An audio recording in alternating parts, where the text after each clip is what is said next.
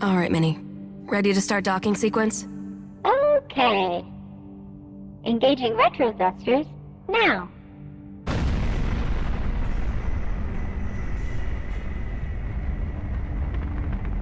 Lunar Transfer Station Tacoma. Commercial Cargo Transit Facility. Crew evacuated. Station AI offline. Air supply? Breathable air on Tacoma for a crew of 1 should be more than sufficient. Docking now.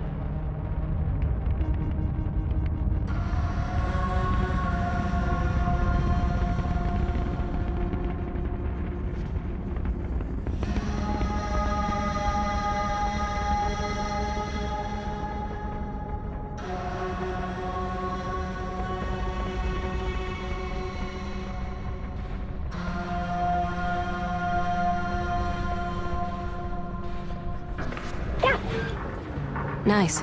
Thanks, Minnie.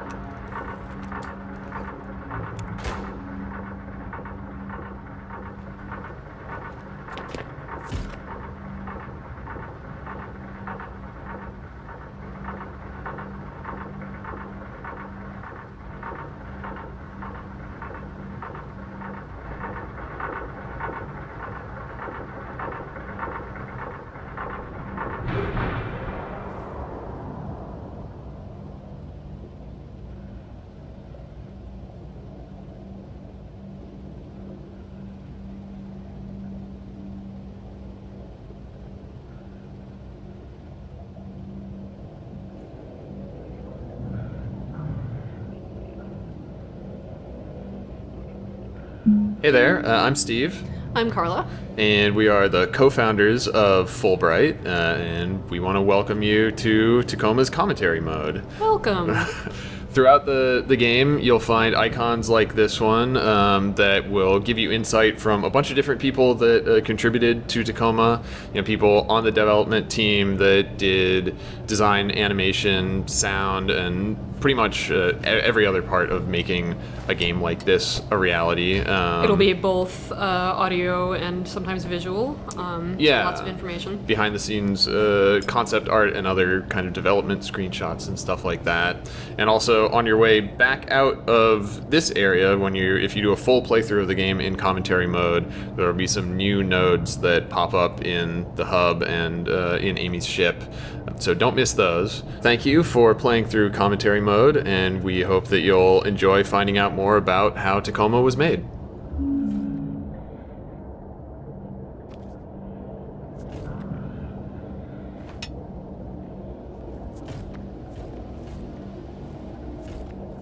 So doing the voice recording for Amy was definitely very different from what we did with Sam in Gone Home. A lot of it with Gone Home, since it is something that's very personal, it's very intimate, it's that one person pouring her thoughts out. And then you have something like Amy in Tacoma, where she's really removed from everybody else. She's, in a sense, really removed from the story that you're exploring, because she's playing that character that's discovering it just as you are. So, whereas the rest of the crew for Tacoma was all doing an ensemble recording together, so they were actually in the same room, acting together, performing against each other, and getting to talk face to face, all of my recording was done totally separately. I had a general idea of the story that kind of gave me a little rundown of, the scenes that I was in and what I was talking about, but a lot of it was a total surprise, because you sort of don't want Amy to know a lot of what's going on, because I think that it makes it a bit more authentic if the recording is, okay, so you walk into this room and this is what you're seeing, but you don't know why. So it needs to have that sound of surprise and questioning and exploration that I think comes from really being that separated as she would actually be in that reality. So Minnie is Amy's ship's AI. I think she's most known for saying, okay. And I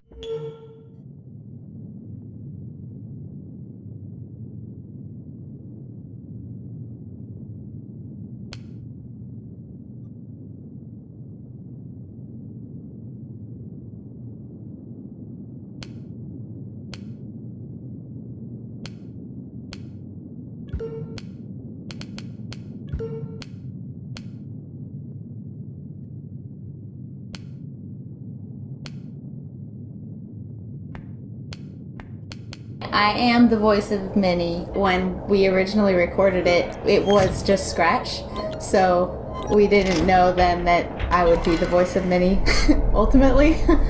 But yeah, it stuck, and it was a nice surprise. Yeah, Minnie went through like a bunch of iterations, actually. It was kind of hard to get her right. We ended up kind of settling on the audio direction being like a happy version of Hal, like the really famous AI from 2001. So yeah, I just kind of took Noelle's really amazing VO and I would do things like I would time stretch it, or I would take one syllable and like an okay, that line. I took the O and I, like over a period of time, I kind of pitch bent that vowel sound up. So she has a real like sing-song quality, and I think that combined just with like it sounding like her voice is coming through a really small speaker makes the character feel kind of rudimentary. And then it's all really Noelle's like voice acting that kind of sells Minnie as being super pleasant and helpful. I just remember when we were recording it, Steve and Carla are just like, cheerier, be like you are when you come into the office or something, and I had no idea that I was quite that cheery all the time. Station Tacoma's Operational Data Interface Network. I have recorded this message to welcome you, guests, aboard. Before I can set up your station profile, you must register your body positional data with Tacoma's AR tracking systems. Please place your hand on the AR figure's palm.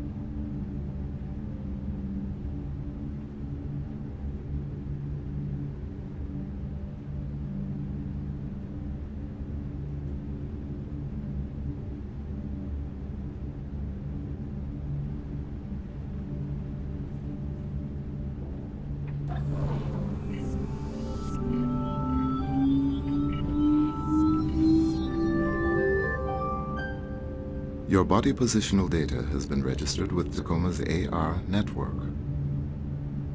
Please sign in to confirm your identity.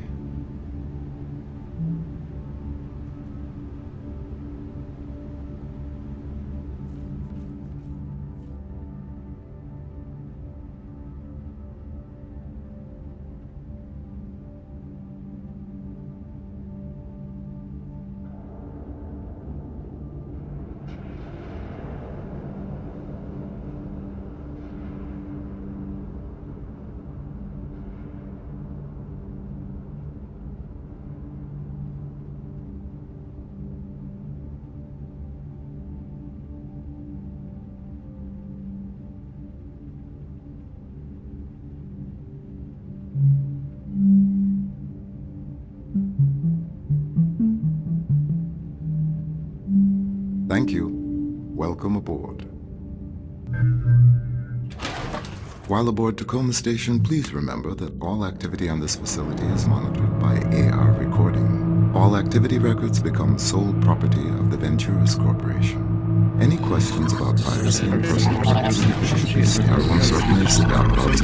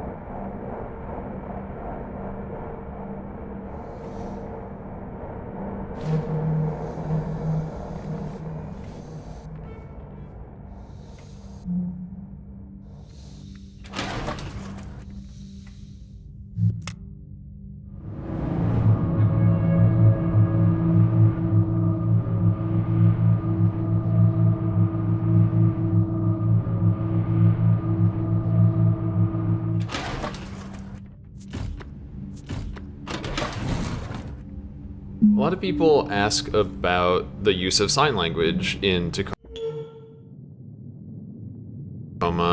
including asking things like, is Amy hearing impaired? Is there, what is the rationale behind the use of sign language? And for us, it actually came from thinking about how an interface for a non-physical thing like AR might work. Most of our AR interaction is, it's attention-based and it's focus-based, like on where the user is looking and paying attention to. But sometimes there are good reasons for you to do something, physically, and we use therefore sign language for things like signing in. Or in the case of when Amy's recovering one of the AR crew records, she does, as opposed to like text entry, she does full word commands in ASL, American Sign Language. And our animator, Noelle, also had extensive correspondence with a person fluent in ASL, so... Yeah, it was important to us to work with a sign language consultant so that Noelle could ensure that the hand motions and the finger spelling that she was animating were accurate to how someone might actually use those gestures in the real world.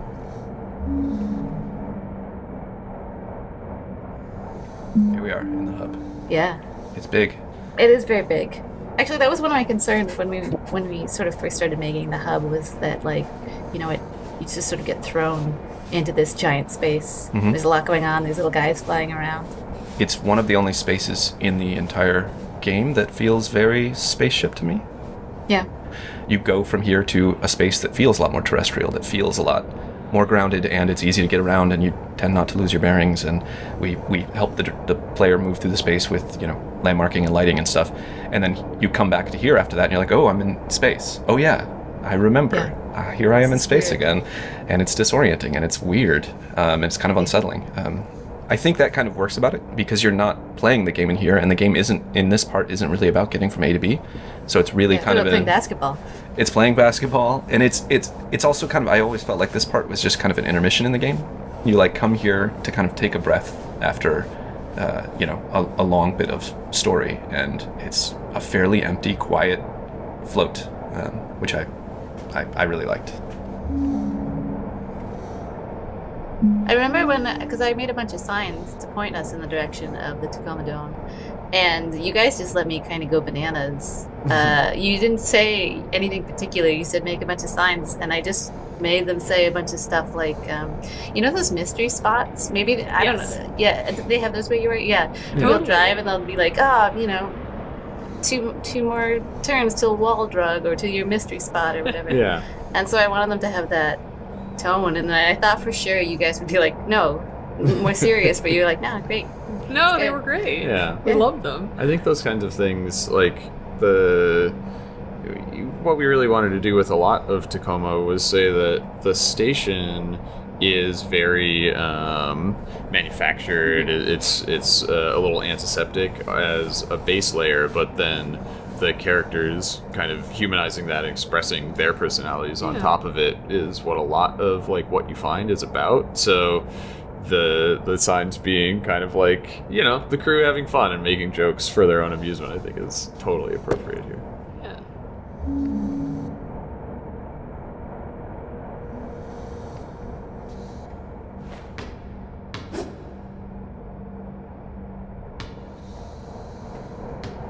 I don't remember exactly how it started, but I feel like the team colors, and specifically the design of the basketball backboard, were definitely left up to you. So yes. I want to know about these backboards, because I absolutely love them. We needed ones that were basically sort of symmetrical, that you could approach a basketball hoop from both up and down. Mm-hmm. So this is just like, the most obvious approach to it, but it works, right? And if something works in a video game where you're flying around in 0G, then like maybe stick with that. Don't make it convoluted. Like don't make it any more than it needs to be. I also tested this so much that I could make a 3-pointer from, the other side of the hub, which I don't think it's a skill I can do something else with, but I'm still kind of proud about it. Yeah, well, I can't shoot for beans, so I'm glad someone can.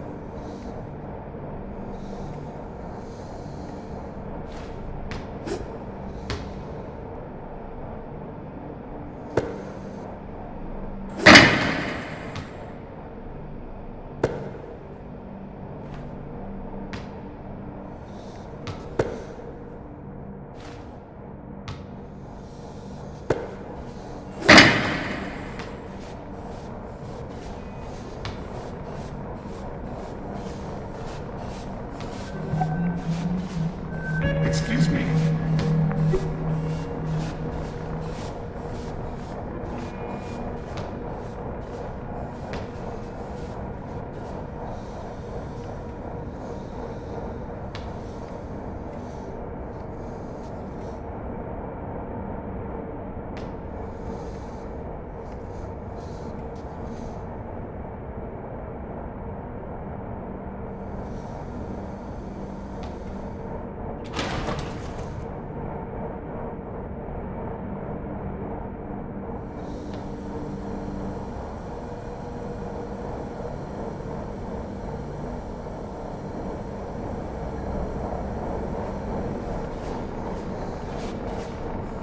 Excuse me.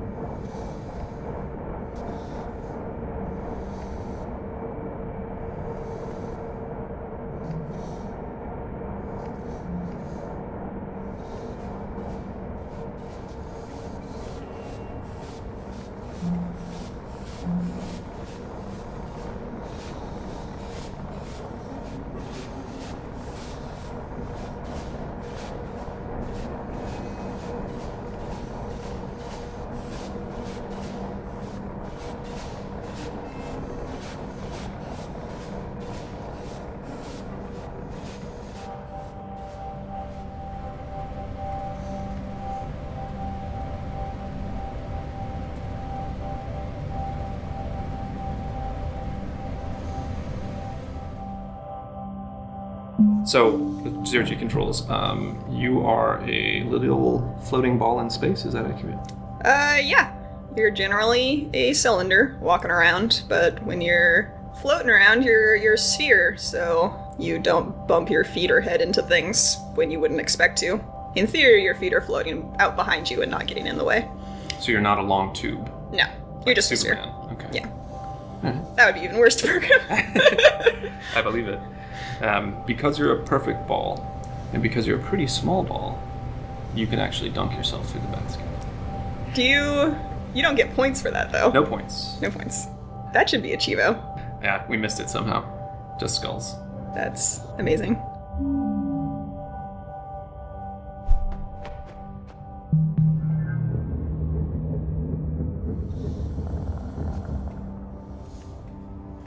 So, you really miss it, huh? Well, it just seems like it'd be strange being back on Earth already, after only a year up here. Really? After all I've had to hear from you about the conditions VT has us working under? Yeah, but there's that. And then there's this. Yeah, I'll miss it. I can't blame you. So, whether you're getting renewed or not, did you submit your yearly crew member report? No. Yeah, me neither. I think I might go get that done. Okay, yeah. I probably should too. Oh my god, wait. Is today Obsolescence Day? Yeah. Didn't Odin give you a job to do? No. A computer playing favorites. Oh, this never cease.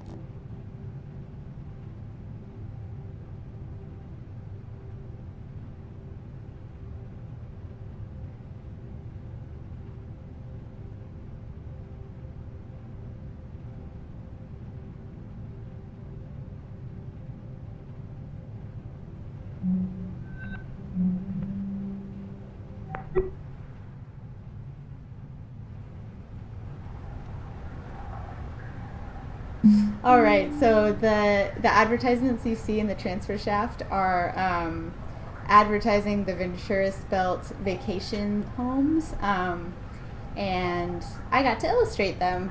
They're really fun. I'm usually doing animation and stuff, so this is kind of like a fun little task. Oh yeah, yeah. So when I was working on Tacoma, like at sort of in my free time, I would just like record a bunch of music, and Steve, the idea for the transfer ad kind of came online, and Steve was like, "Oh, we need like a jingle for this," and I was like, "Oh man!" I thought to myself, I wrote a really like obnoxious, like corporate music-y sounding thing like 3 days ago. This will be perfect. So I like rearranged some things, and I was like, I think this is terrible enough to be elevator music, and tell the story of like this corporation sort of, you know, licensing this terrible song to put in this elevator and make people listen to. And so I think it was pretty effective, but I just love how humble Noelle's being, because like Noelle did animation on the game, but also she's a really amazing illustrator, and like does that on the regular. So I just feel like I have to kind of shout her out as being a really amazing illustrator, and she's just being super humble. Thanks, Patrick. Yeah.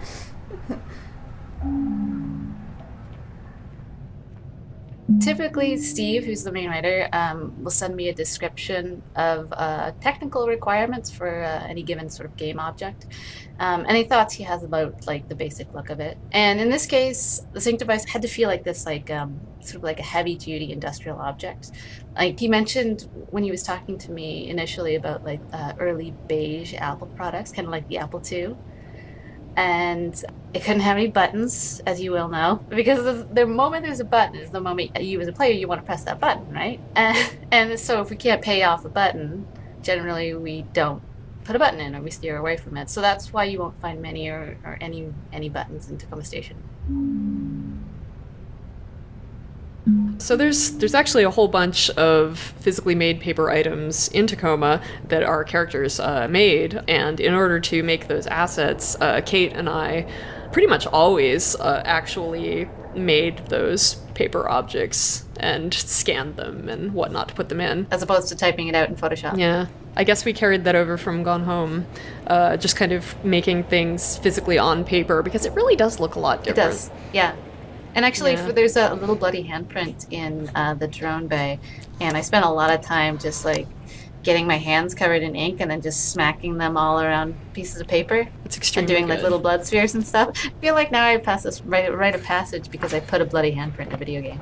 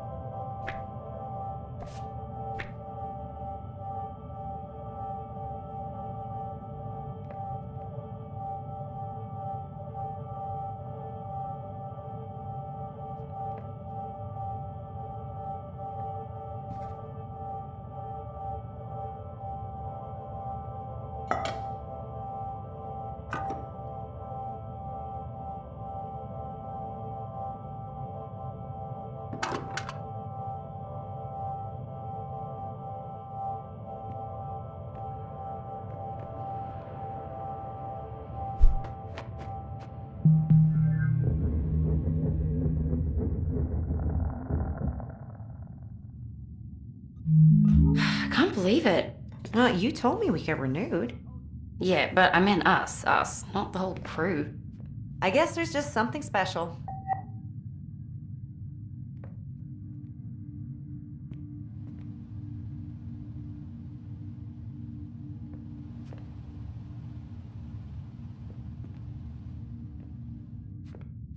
Something special about Tacoma Crew 88. Yeah, not just special, it's unprecedented. I looked it up, it's never happened before. Well, everything happens once. I don't know, personally, I'm happy for us. Happy to be stuck up here with these people for another year. Some of them aren't as pissy as you. What's so bad about these people? Well, they live in a tin can for one thing. I think it's a pretty nice can. I think you have a pretty nice can. Oh, yeah? Well, I think you have a pretty nice can. Shut up. Can you just try and make a go of it? One more year. Then we'll be back home in Singapore. You wouldn't believe the offshore habs they're building these days. 360-degree ocean views. Personal drone dock on the mainland. That's called paradise. One more year. One more year. Odin's masterpiece. Sarah, come on up. It's ready. Gather round, everyone. As per Obsolescence Day tradition, tonight's festivities have been planned entirely by our all-knowing, all-seeing computer companion Odin. He provided specifications for the cake, the decor. We humans only did the grunt work in his grand plan. And so for your enjoyment tonight... Oh! Whoa. What the hell was that? Odin, what was that? Debris has... I have righted the station's orbit.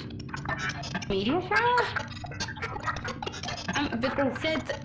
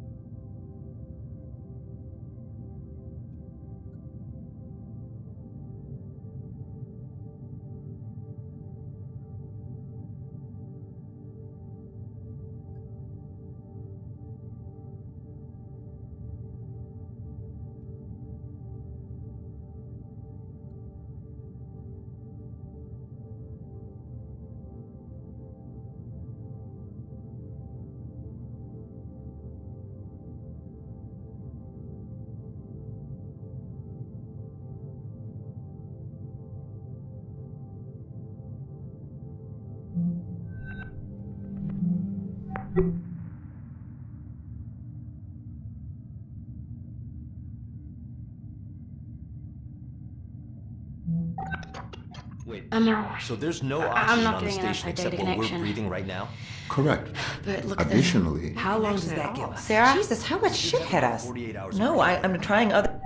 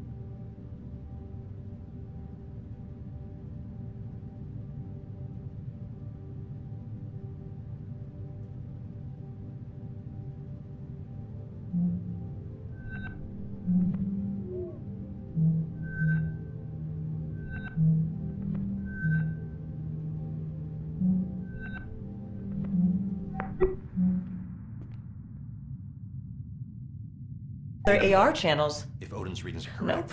All right, Nothing. I'll have VT send up a fresh supply straight away. Guys, it might not be that easy.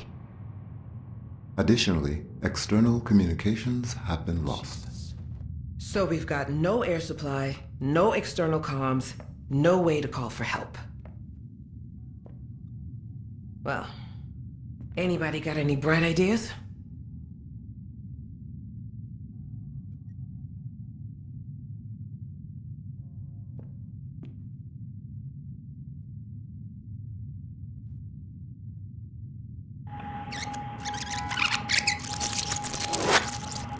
You wouldn't believe. Snap.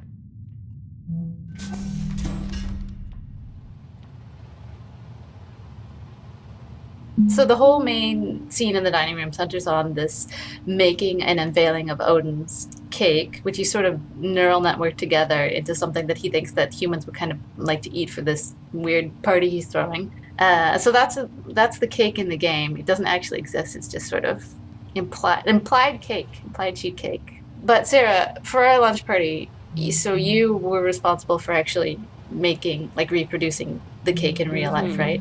Yes.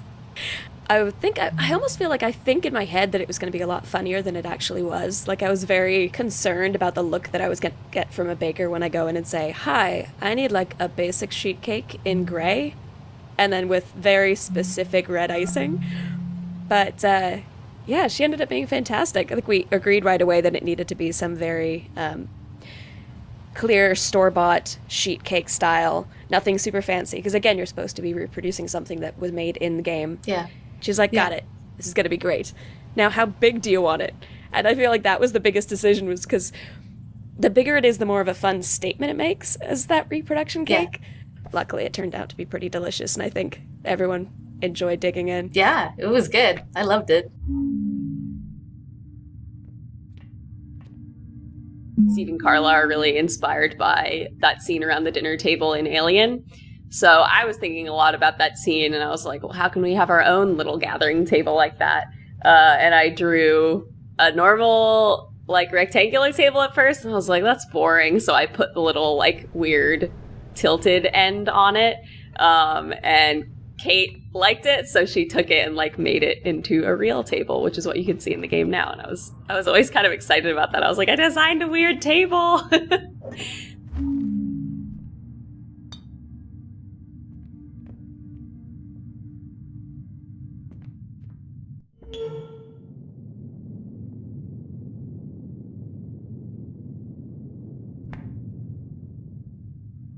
So Tacoma is a sci-fi game. Obviously, it takes place on a space station in the future, but also it's very much a story about the lives of these people, these individuals who live here, and kind of about their everyday experience, as well as the drama of the crisis that they're living through.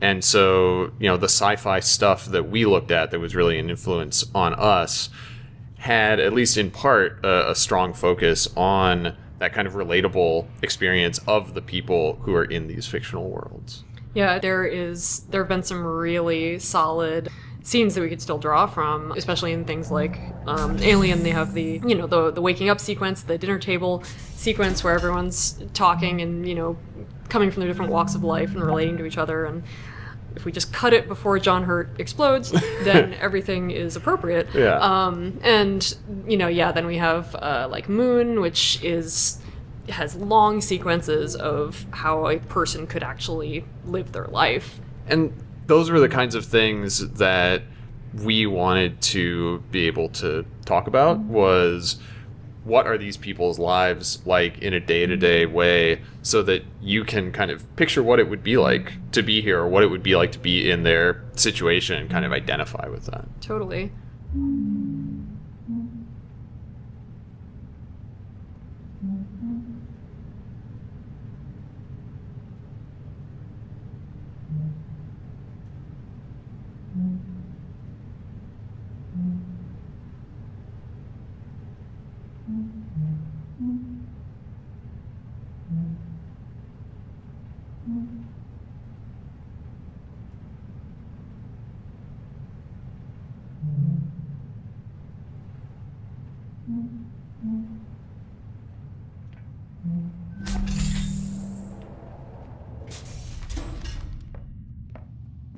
So the Obsolescence Day sticky letters they're unique because you can take one letter and put it back anywhere on the wall, whereas most objects with putbacks, you can only put them back in one spot, which is where you found them originally.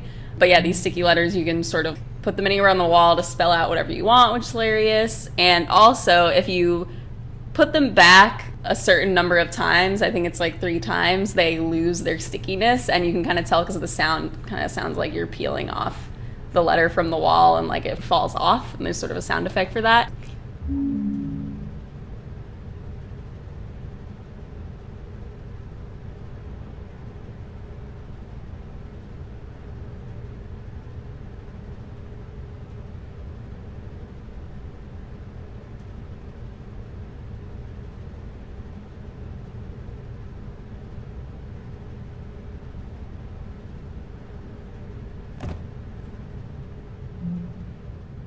One thing that stood out was the fact that we wanted this idea that the skybox, the starfield, the rotating sun, and then the sun hitting the interiors, we wanted them all to tie together so that it felt like one contiguous thing, you know, that you felt like when you looked out the window you saw the thing you were in, because I feel like there's a lot of little cues that make people have that feeling, which is when they see that the sun is in the sky at a certain spot, and when they see it through the window, and then they notice that the angle of the shadows in the sun and the interior is the same, that connection would be really difficult to do with a tiny model.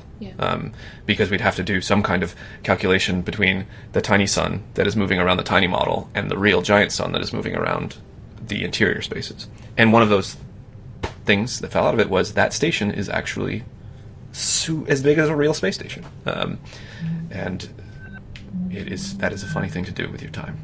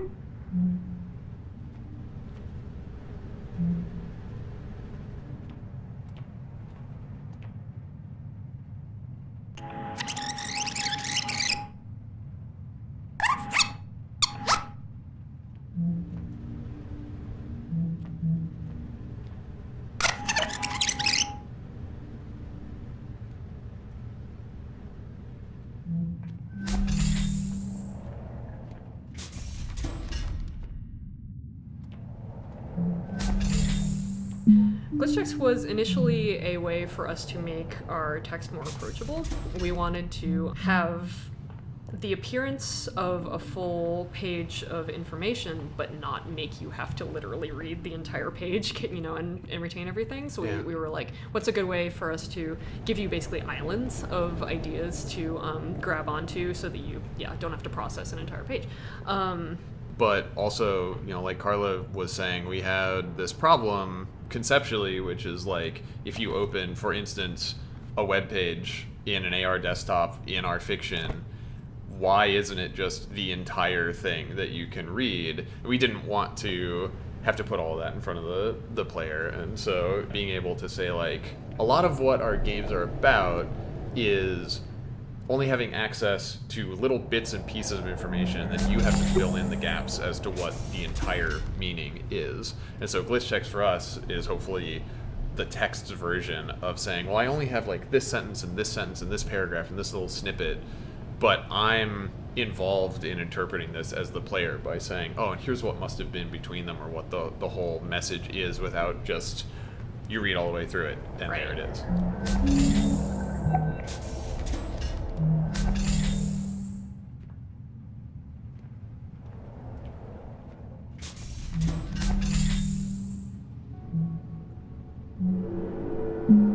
I was on a podcast recently talking about Tacoma, and they made me answer for that toothbrush that you made me build. Oh no, I'm sorry. They were like, well, you gotta explain yourself. Let's talk about that toothbrush and stupid future objects for a second. Because the idea behind a lot of the things that we built was we have sort of like a quotidian, like an everyday object. How could we make this worth picking up and worth turning over and worth, looking at? Because, like, the thing is, if you just make the same, objects that you see every day, then it's kind of like, how is this in the future, right? And right.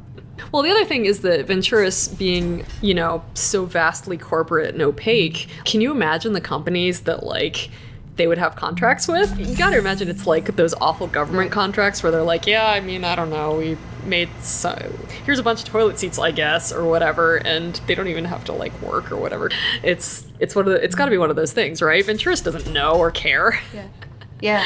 So the skillet, the toothbrush, the soap bottle, was there anything else? Oh, yes. There's just, like, a million objects that we look at them and we go, that thing sucks, I love it.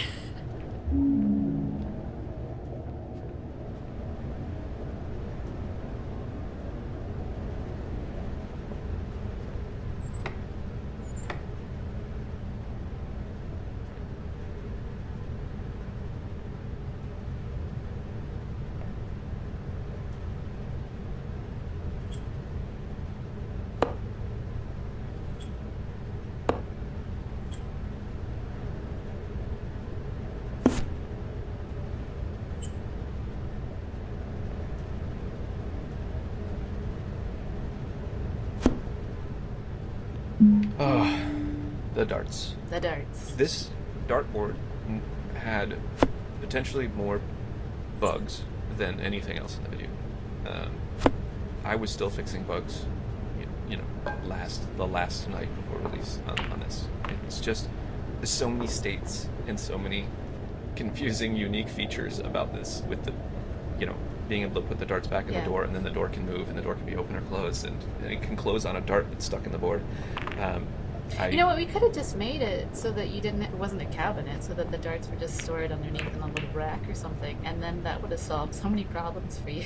Oh, don't say it now. Yeah, yes, we should have. Do you want to talk about the pool table? Oh, yeah. Sigh. Pool table. Yeah, well, no, I mean, I actually had a lot of fun making the pool table, which both of us worked on. Yeah. Quite a bit, because it is strange. It's a fussy little beast. The main reason it's fussy is this is actually just a physical pool table, and it works pretty similarly to a real pool table. When the pool balls go in the pockets, they actually have to fall on a ramp, and then that ramp rolls the ball and, drops it down into the ball return or to the cue return. A little ramp with a little tube, just like a real pool table. Which, if you're trying to make something deeply interactive and have the players engage or not engage with it, but at least it feels like it should, which is hopefully the bar you're trying to hit, is the player feels like that's legitimate. Like, I'm in a place and the pool table works as I would expect it to. Yeah.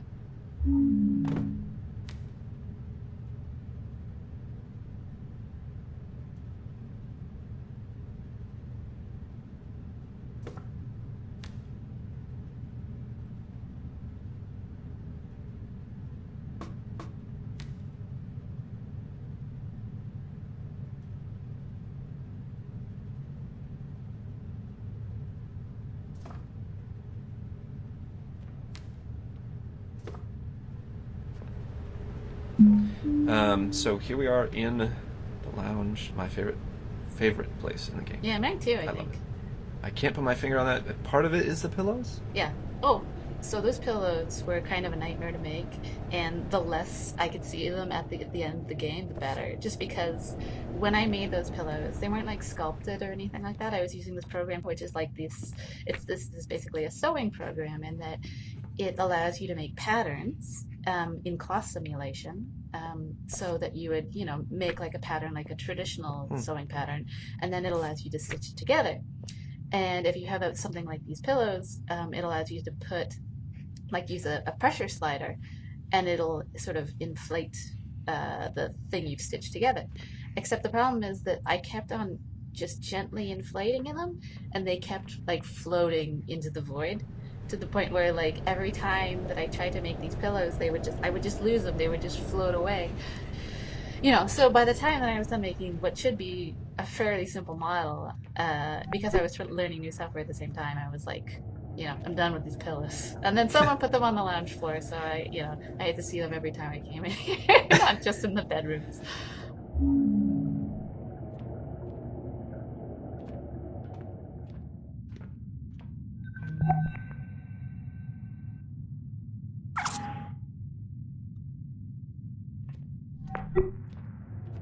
I remember when there was like one frame of the animations in admin in the kitchen where all the characters would like show up in the hallway outside between the kitchen and Evie's room, or the dining room, and they were all kind of in a group hug pile just like halfway through the floor. I've run into bugs, but a lot of them had to do with, like, the cat, for instance, in I believe it's like the cryo scene at the end, would just show up like 100 times the size it's supposed to be, which was really good. I don't know. Usually they're pretty minor fixes, but it's always a surprise.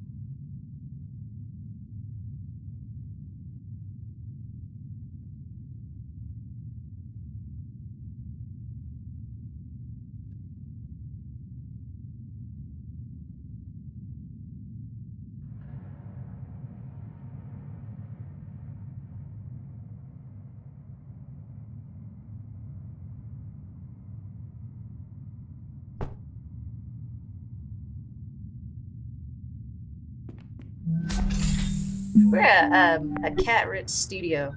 It's true. Yeah, because I feel like a lot of studios I've worked before, they're like dog heavy, but this is cat intense.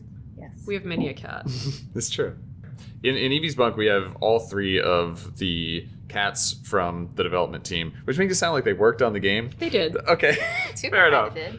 Well, he would hit the keyboard from time to time. Amazing. But yeah, we have a framed photo of Kate's cat Tuco, who in the game plays the part of Margaret Catwood, Evie's cat. And then on the delicious cat food is my cat Delicious. And then the sweet puffy paw on that cat litter box belongs to Carla's cat Wednesday. It's true. She's a paw model now.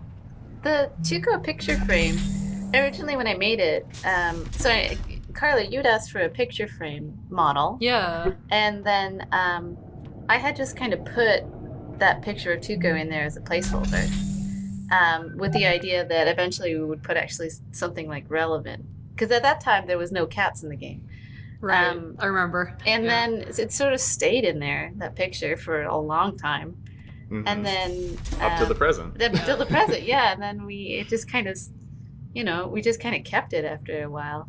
Even though it doesn't quite match the rest of the world, like with regards to art style, I kind of, like it.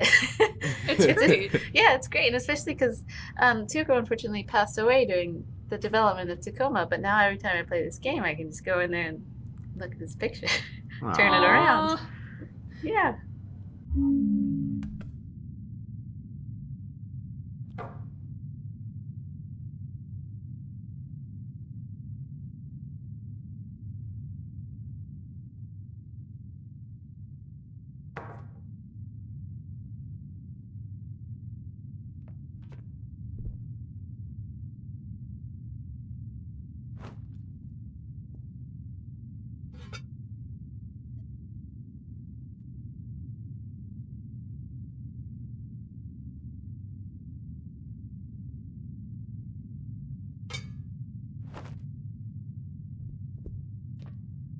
Yeah, so the song in Evie's fragment here in her bunk that she sings, and the actor Don Lewis sang it for real for us, and it was awesome.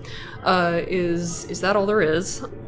Yeah, the song is used memorably in Sleep No More, which is a theater production in New York where the audience shares the space with the performers and kind of follows them around and moves through the space with them. And that feeling of being inside of these scenes as they're happening and having the autonomy to follow different characters around and see what's happening in the events of the story from all these different angles and kind of reconstruct that as an individual was a big influence on us as far as what we wanted to do with our AR scenes. Our use of the song Is That All There Is our homage in a way to Sleep No More and their influence, and also fit the tone of where Evie is at as a character. So it all really came together for us.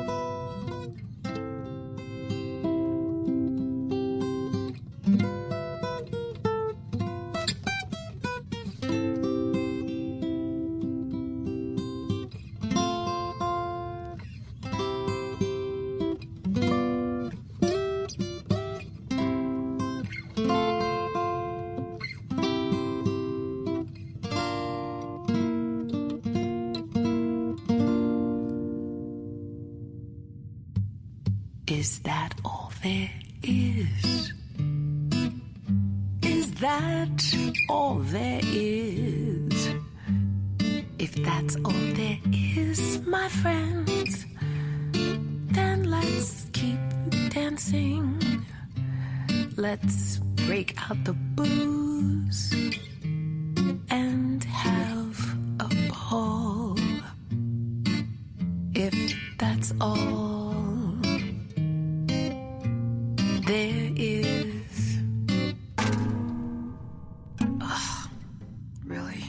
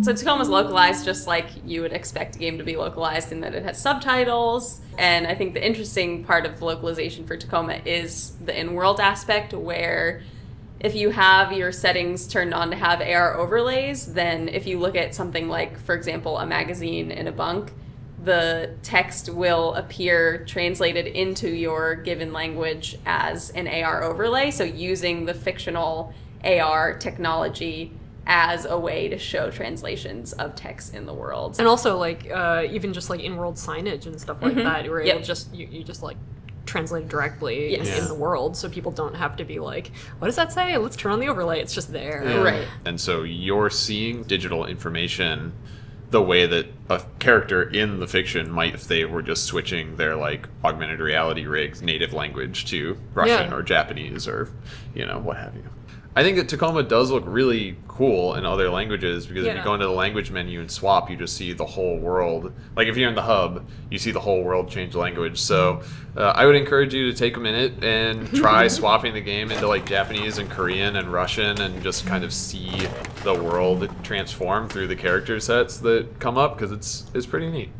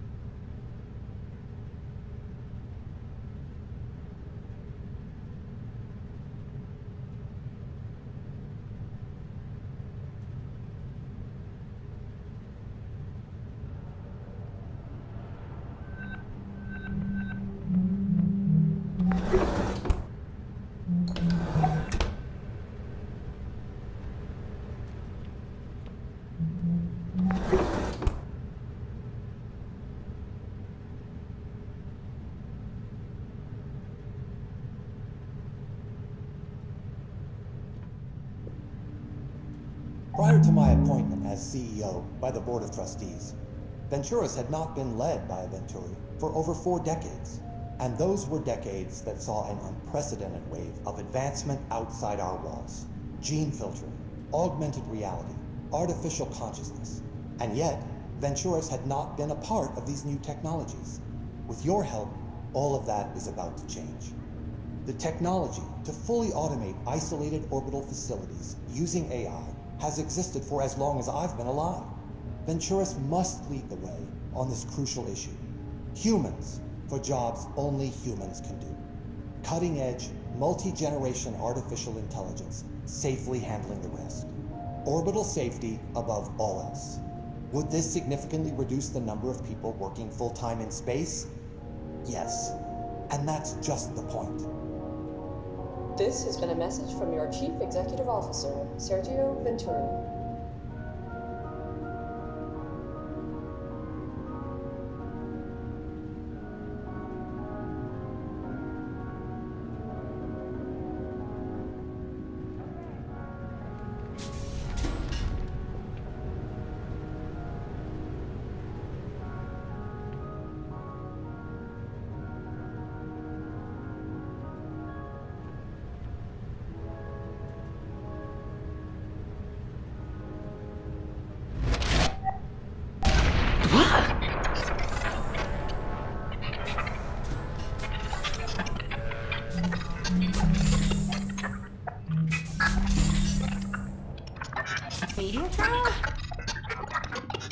But they said Wait, so there's no oxygen on the station except what we're breathing right now? Correct. Additionally, How long does that give us? Jesus, how much We should have shit about has- 48 hours of breathable air. Maybe more. If Odin's readings are correct. All right, I'll have VT send up a fresh supply straight away. Guys, it might not be that easy. additionally, external communications have been lost. So we've got no air supply, no external comms, no way to call for help. Well, anybody got any bright ideas?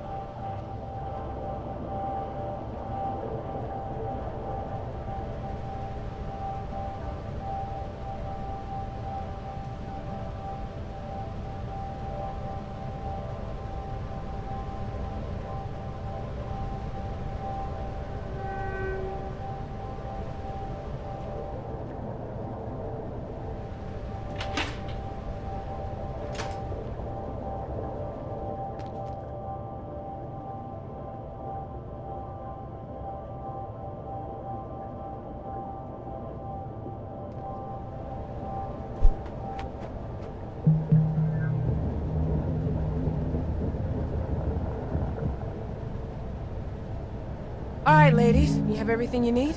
Yep-o.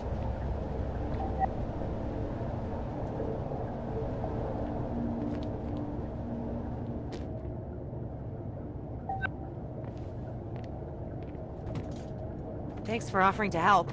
Oh yeah, no problem. I mean, you know how much I love completely human mind.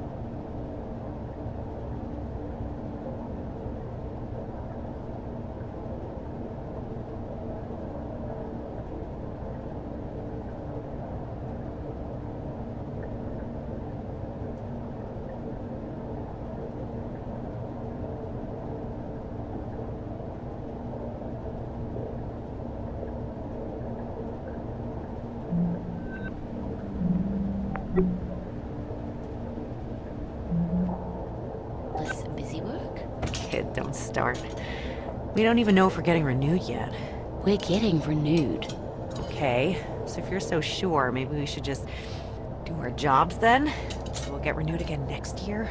God, next year? Nah. I'm gonna quit. Stop. What? They don't even give me access to the system I'm supposed to be maintaining. I mean, are you kidding me? Well, do you really need direct access to Odin? It's the principle of the thing. I mean, what if they were like, hey Bert, your job's mechanical engineer, but, you know, don't touch anything under the hood? Well, still be pulling a paycheck for one thing. Come on, you're a good engineer. You're totally gonna waste up here. Well, didn't you say Evie was gonna talk to corporate about giving you more access? Yeah, but it never went anywhere. Hey, that's a good point, actually. What? Evie, can you get back to cargo? On my way. What are you doing? Yeah, this'll work. Nat. What is it? Hey, remember when we talked about how I needed access to Odin's direct interface? Uh-huh. So how about this?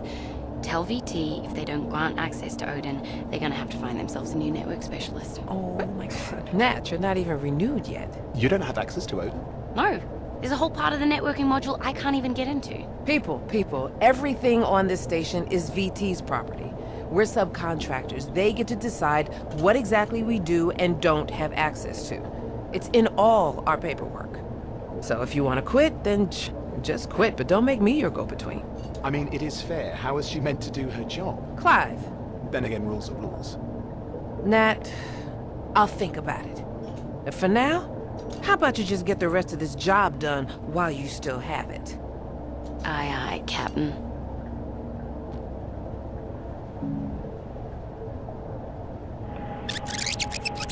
Access to Odin, they're gonna have to find themselves a new network specialist. Oh.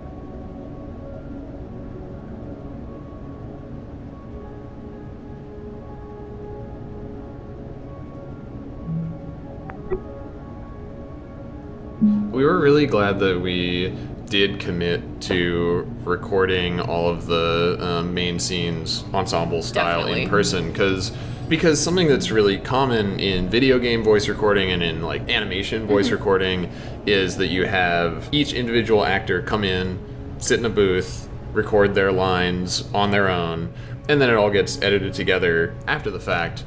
And we felt like because every scene in Tacoma is about these characters being face to face in these very intimate scenes, like the game is about being in the room with these characters while these moments are happening, the quality of the performance completely relied on the actors being there and being able to play off of each other's energy and be in physical proximity while these things are happening so it would come across in the game. Yeah, in a lot of ways the whole game is conversational, and at least the scenes, and yeah, just having the actors physically present and able to talk to each other and look each other in the eye just added like immeasurably to the quality of the recording.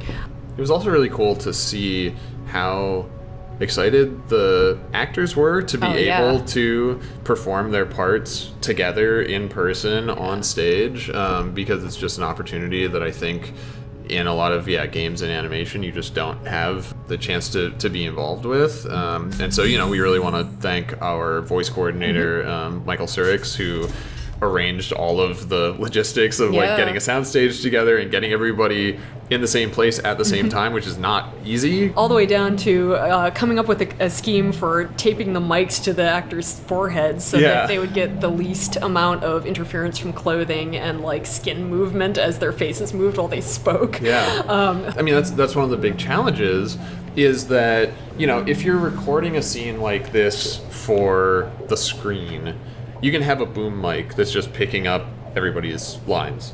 But with Tacoma, each character's voice has to follow their individual character model as they move around the space. And if I'm standing between Andrew and Sarah while they're talking, I have to hear Andrew out of my left ear and Sarah out of my right ear. So that means that Mike had to get over all of the logistical challenges of, we need to have people that are face to face, you know, like inches away from each other, but also each of them needs to have only their own voice picked up and recorded and isolated separately so that it can follow the characters around in the game. So it was a big technical challenge and a really cool experience to get to see the scenes that we had written and practiced and kind of just done as amateurs in our studio being performed by these incredibly talented people there in front of us on a soundstage. It was really cool.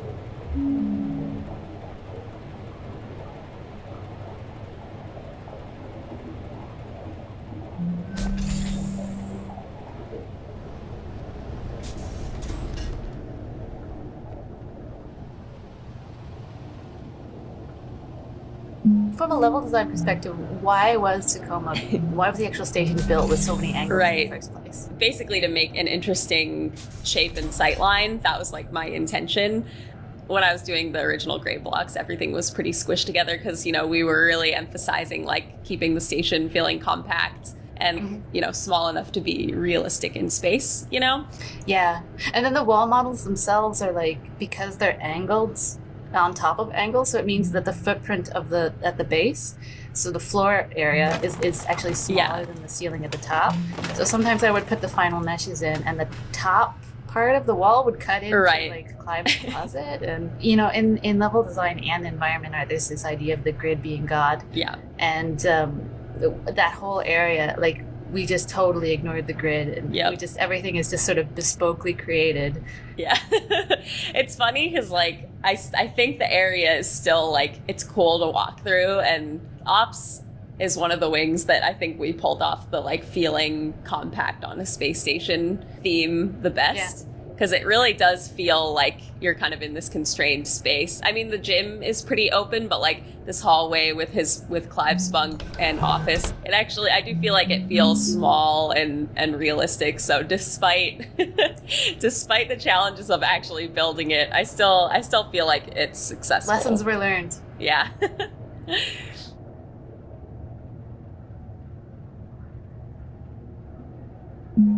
So you were looking at what is now the lobby of the Zenith Lunar Resort on the surface of the moon, but that is not what the area depicted was originally made for.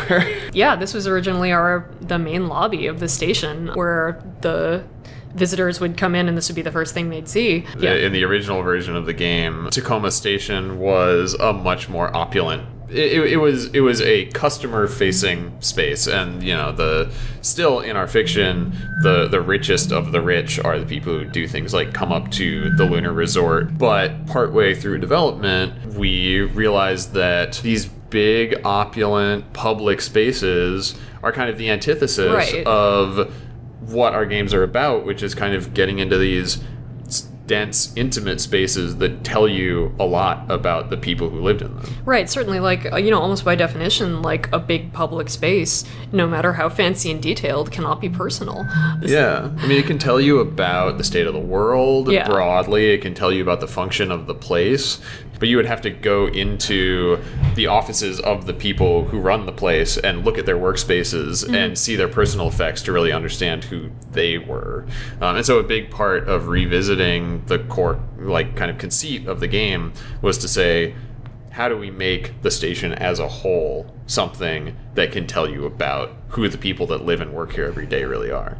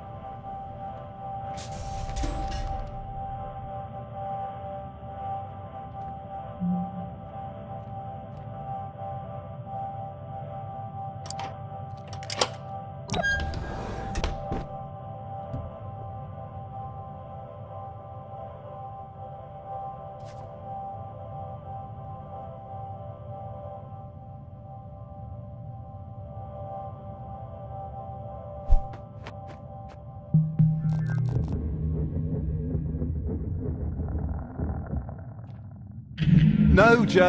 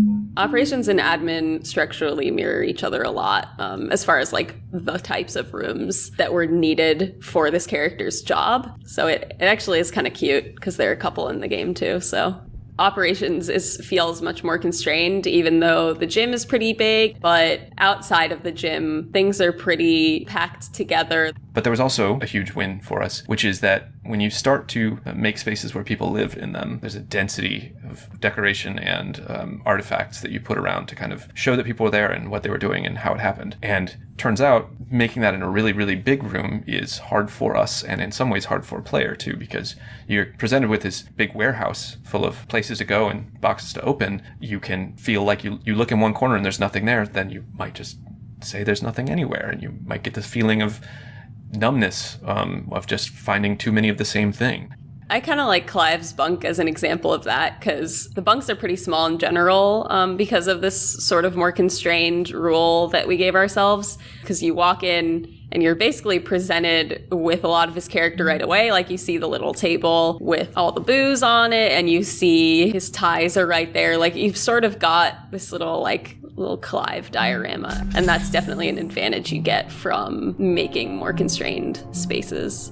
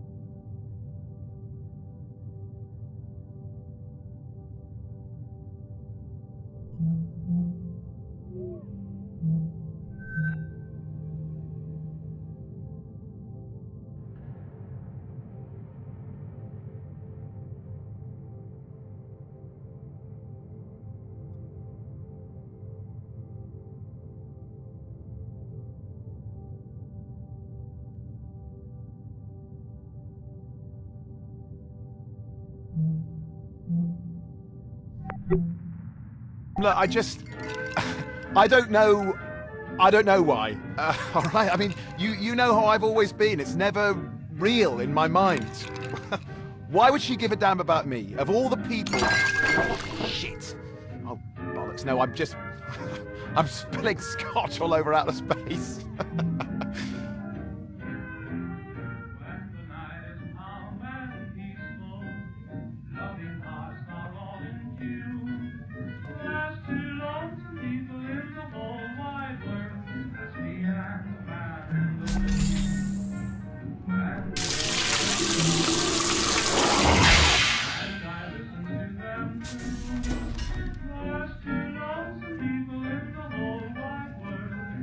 One of Clive's themes is kind of past glory, or, glory days kind of thinking, because having a jump ship from his first job, he now looks back on that being like, those were the good old days, and he looks back on his time in college similarly, and he has a lot of fiction that is, from the 60s in London. He has picked photos from old-timey London town. Londonton, and as no one calls it. Yeah, I think he has a lot of nostalgia, and I think he has a lot of reminders of hopes. Well, and I think it's it's a way of depicting that he does want more for himself. Yeah. And so something about Tacoma in general, I think, is that it's about a lot of people who are trapped in a situation, and it's a lot of different situations. It's about people's obligations and the friction between what they want and where they are and where they can actually get to from there. And being posted on Tacoma is not a great gig. Right. It's not glamorous. And I think Clive's version of that is spending a lot of time thinking back to when he had all the potential from his college football days and to the romantic glory days of old-time London that he didn't actually get to live through. But it's like his idealistic picture of like where he would like to be. And so a lot of his bunk, I think, is a projection of that part of himself. Yeah. Poor Clive. Stupid Clive. Bye.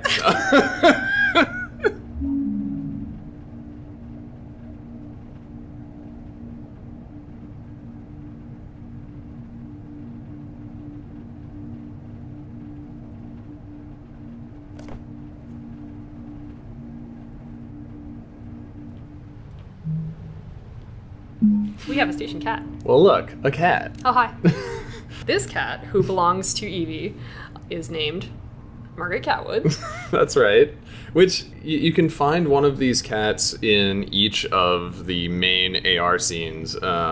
So the cat didn't have a name for a long time, and our rationale for that was that when you see the characters' name tags in AR, it's because the company is officially tracking them and has that information in their crew profile. And we knew that, you know, Venturis would want to know if there were creatures on the station, like a cat. So it would be tracked in the system, but like Venturis doesn't care what the cat's name is. It doesn't have like a crew file about their cat. But then near the end of development, we put in a thing that Nat had put in a list of what everybody was doing.